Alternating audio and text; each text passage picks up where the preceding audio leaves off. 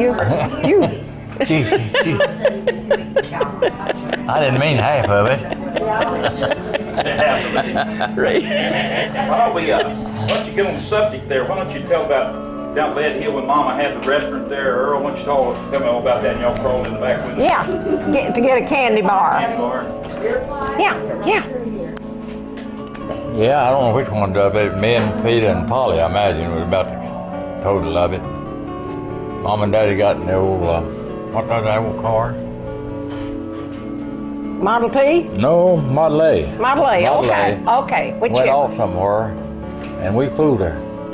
We knew how to pull that screen off of that door back there, off the, not the restaurant, but the back of the building. yeah, where all the bums come along and their beds from us. You remember that? Oh, yes. She put me in the bed one night with, who was that old man? Jim Wells. Jim Wells. I slept in that fella. You know, I wet on him.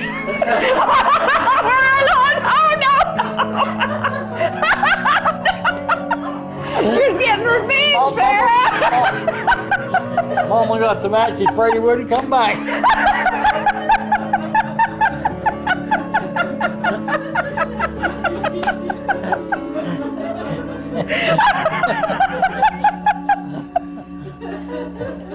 Peter was the cause of most of that breaking into the house, getting the candy and stuff. But you know, Mama opened that place up, a cafe, the first time. You remember that? And she's gonna sell.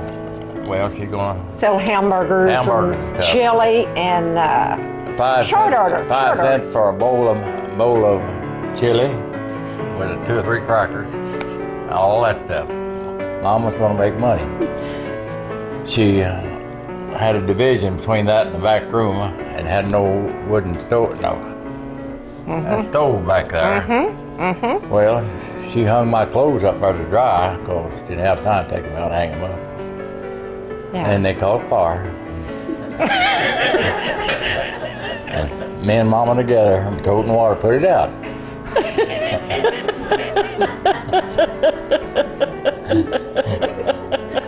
So, we graduated from that old room, moved over. Daddy moved. Grandpa and Grandma's old building that lived down there. You know, down the river. What do you call that down there? Down where we lived by the rock hole. Aunt Mandy. Aunt Mandy place. Yeah. So, Mama wanted to run a business. Grandpa owned that old building, which we had to deal in.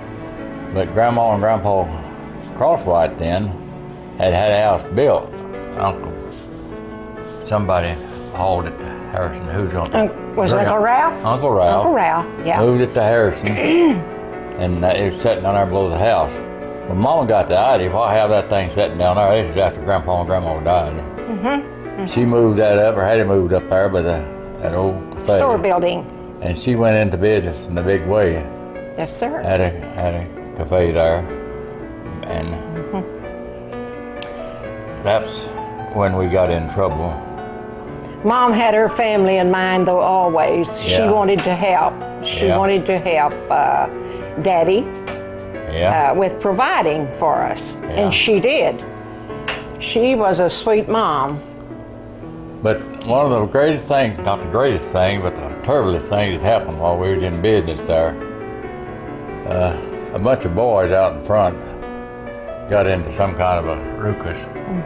And Grandpa Hancock, he thought he was the lawmaker of the town. I guess he had The marshal. Yeah. So Daddy goes out there and tries to stop him. And Grandpa, he comes up there and he lays old, what's that boy's name? He was uptown. Oh, man. One of them old boys. Grandpa floored him with his fist. And they wound up. This was Grandpa Hancock, Mom's dad. Yeah, Grandpa Hancock. And wound up, I don't know who got the police from Harrison, but somebody from Harrison come down and picked up a bunch of those old boys and carried them to Harrison, turned them loose, I guess, and got them up there. Got them away. We had a terrible time with that. Oh, Daddy, yes. Grandpa was afraid they're going to hurt Daddy. So he whammed up and laid old Fade Elson down with his fist. And I never... You're talking about Henson Nelson. Henson Nelson, yeah, that's who it was. What did I say? Bart Nelson. I don't know. You didn't call his name. Okay. But anyhow, Henson Ellison. that was the battle we had right in front of the cafe in Lady Hill. Well, it wasn't long after that, of course, until Mama got the idea we need to move again. We didn't stay one place very long. Well, we moved from place to place. So, somebody got the idea of moving up on the rock house, didn't they? Who was that? Yeah. Who owned that? Carl and Marvis Magnus. Carl Magnus. You know, I seen that old Magnus boy down in somewhere in southern Arkansas one time. Oh. And it didn't dawn on me till after I left who he was. I talked to him, but I knew him that was Carl Magnus, his boy. And he was, me and him went to school together. And I can't think of his name. Carline, that's Carline Perry. Yeah. That was him. But anyhow, we had a nice time there. We had a nice time up there at the, what you call the Rock House. Probably tell us about when you got ready to move to Harrison. You didn't. It broke my heart. What? I lacked a half a credit graduating from Lead Hill High School. And I just thought I couldn't leave my friends and my the ones that I would graduate with. But anyway, the morning came to leave, and Mom said, "Now you take Don and Wendell and you ride the bus." So I carried Don and I took Wendell's hand and led him, and we rode the bus to Harrison. But all the time, my heart was just broken. I just couldn't stand the idea of leaving Lead Hill and going to Harrison and having to meet new friends and go to a new school. That was the worst move that we ever made. Yes, it was. We moved all over Lead Hill, but when we left Lead Hill... Daddy always wanted to go back home. He wanted to go home. Mama wanted to go up and get into business. She thought we could do better, you know. Yes. Molly, how about telling me when you trusted the Lord Jesus, what led up to it, where you were, and what happened every school? Well, we were in a revival meeting there in Lead Hill Baptist Church.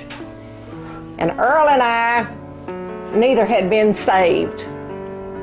We would go to the table and we would say all kinds of hateful things about the preacher and about this lady who would go and talk to people, you know. You're going a little strong here. We would talk terrible. Now, Earl, I remember.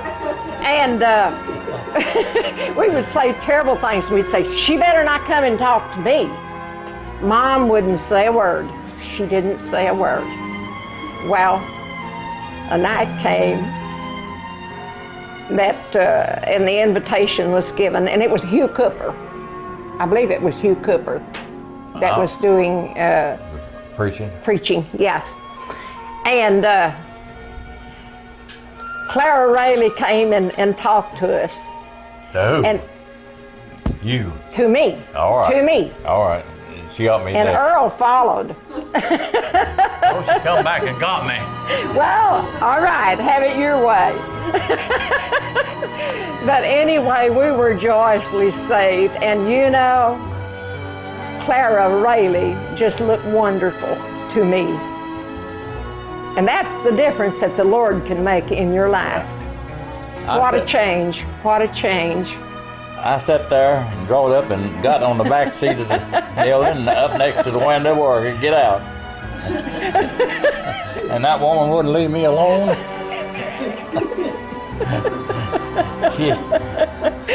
Mama shouted. Mama shouted. Yeah. Finally, what's her name? Rayleigh. Clara. Claire. Here comes Claire down the aisle again. She called me. Yes. And I gave in. I gave in. I saved my soul. Yes, sir. Yes, sir. The Lord saved you. He saved your soul. That was a wonderful time.